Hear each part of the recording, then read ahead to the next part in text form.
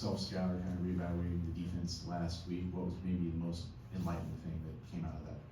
I think like our big message last week was just the overall improvement. I think from a stance to an alignment to a technique to how it was coached. I think we looked back at all of our miscommunications and or alignment issues or whatever it may have been, and really focus it down to like, all right, what do we really need to focus on for this week to improve upon? And I think, we were able to pinpoint some things. I think as far as, all right, this alignment needs to be tighter here, or it needs to be looser here, or the depth isn't quite right here. So let's get this fixed.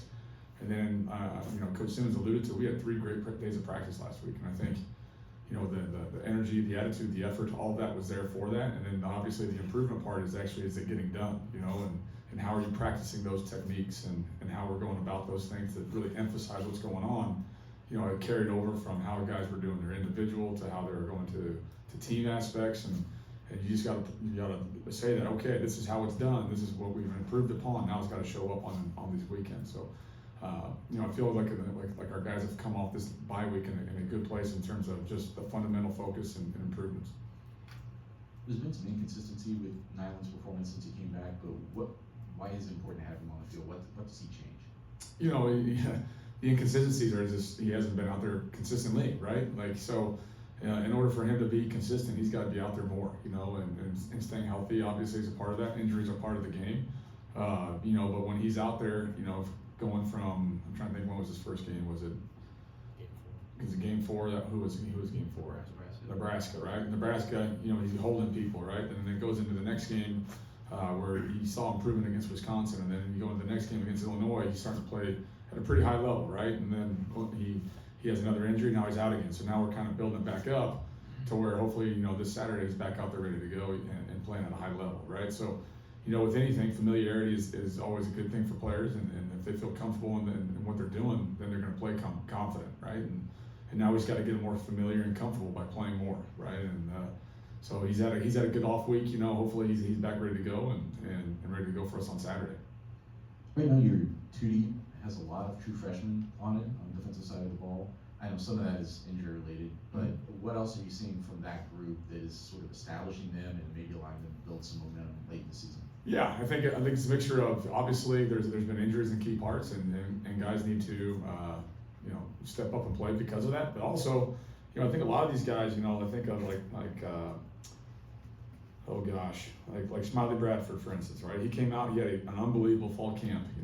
He's savvy. He comes from a great football program in East St. Louis.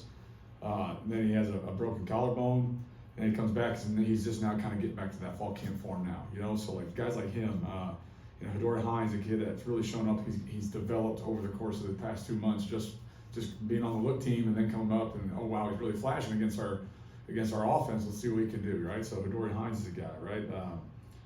Coy Beasley is a guy that we needs to continue to grow and become better. He's going to be a really special player once he decides to turn it on. That's the growth that, from going from a high school player to a college player. Like, all right, what's it mean to be a professional, right? And you're not always going to be the fastest guy now at this level. So we have to practice a different way, and then learning how to do that has been really good. I think D'Amico Kennedy, for instance, is a guy that I think is going to be a really valuable player to this team in the future. He's learning how to practice, how to play, how to fight through some pain and get better, right? So, I think like some of these guys have come from a lot of successful programs in high school. A lot of state championships have been won or playoff runs with these guys, so they know how to win, they know how to compete. And obviously the other end of that stuff is that we need them to play, right? Injuries and everything else that take place. So the more they get comfortable, the better they're going to play. Was there a benefit to it by week after playing the #1 team in the country with, Heisman candidate at quarterback? What was the benefit of it? Was there a benefit to having a bye week after that? And obviously you're going to be exposed against a team like that. So. Yeah, no, I mean, sure, there's a benefit. We played a 6-game stretch there where some guys can heal up, obviously, but I think you look at every game's different, but on Ohio State played Oregon the week previous, gave it 32 against. I'm not saying that's a good thing, but I'm just saying, like, listen, guys, like you held this offense to some, not to their standard, right? Like they want to score as many points as possible, and we did a decent job, so we're going to build on that, right? And you look at everywhere in college football this week, like, all right, we were able to sit back and watch football games on Saturday and just kind of survey the land. You know, Ohio State plays Nebraska close, right? Vanderbilt plays Texas close. Like any given Saturday has a chance to come up and surprise somebody, and whoever wants it more that day is going to be in the game, right? So like we've got to see that and not just assume like oh gosh, you're playing Oregon, it's going to be whatever, right? Like we play Ohio State, we got to be ready to go, right? And so like the benefit for us was like step back, see what's going on, 1,000-foot picture here, and then let's get better at what we need to get. Is the most frustrating thing after a year and a half with this team and this system, still the amount of big plays that you give up? Because we talked about it for, you put teams in tough down and distance situations, and it seems like they come up with, a 20-yard play to get out of it. Yeah, I think, certain situations, I got to call better calls on it, and then we have got to execute calls too, right? So, I think against certain teams, we want to be more aggressive. Other teams, we got to make sure we just get the ball down and do certain things like that. But yeah, obviously, we want to eliminate explosive plays as much as possible, and in order to do that, you got to run to the ball, you got to tackle, you got to do all those little things right, and obviously, if it's a bust in a scheme, what was that issue, why, and then we got to get that fixed too, right? So, we want to eliminate them all, and play that great defense. I know they've struggled the last couple of weeks, but what challenges does Northwestern's offense pose to you guys? I think the quarterback, number 12, is a good player for him.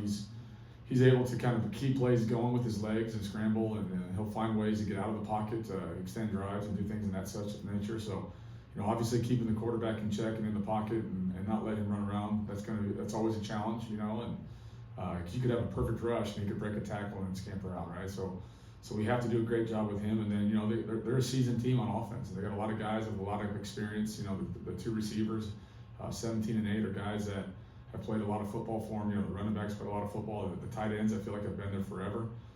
Since I've been back in the conference, I think they've been there. So, they've got a lot of experience. They've got a lot of confidence. So, and I think the O-line's a good offensive line. So it's going to be a well-matched game, and whoever can execute the best, like always, is going to be the team to come out on top. Kevin, you coached football a long time. Have you ever had to navigate through a season like this? It's got to be trying, and if you have, how have you dealt with it? And then just how do you deal with it now, I guess? Yeah, when Coach Deneen was a sophomore, I believe, at the University of Kansas, we had a rough year, but that was the first year of the program. I think that was something where we inherited a program that was like there was less scholarship players on the field when we played South Dakota State. And Kansas had less players, and that was kind of the era that was, right? Couldn't replace scholarships, and so that was a tough year, right? And didn't win many games, if any at all, and so I had to navigate through that.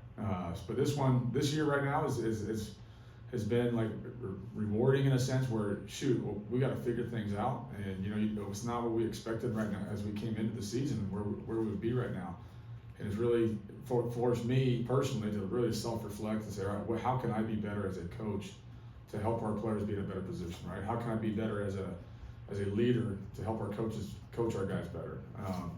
And I think for the most part, like everybody's still pulling the same direction. Everybody is still doing what we can to improve, and we got to keep that going, right? And whether it's having high energy, whether it's holding people accountable, you have to have those tough, difficult conversations at times. But as long as we're always striving to be better than we were yesterday, we got a chance to do something great, right? So, I think I've been very lucky in my career to have some success, and I think this is an instance right now where it's forced me to.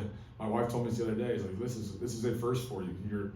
You have to learn how to handle this, right? And I think this is a great opportunity. Like it's never glass half empty with me, right? It's all right. How can we make this better? Right? How are we going to fix it? And let's move on, right? So every week it's like, all right, we got to fix this, all right? There's no quit. There's no give up. It's like, all right, let's fix this now, all right, and move on. Any more questions for Coach Kane? All right, thank you, Coach. All right, guys.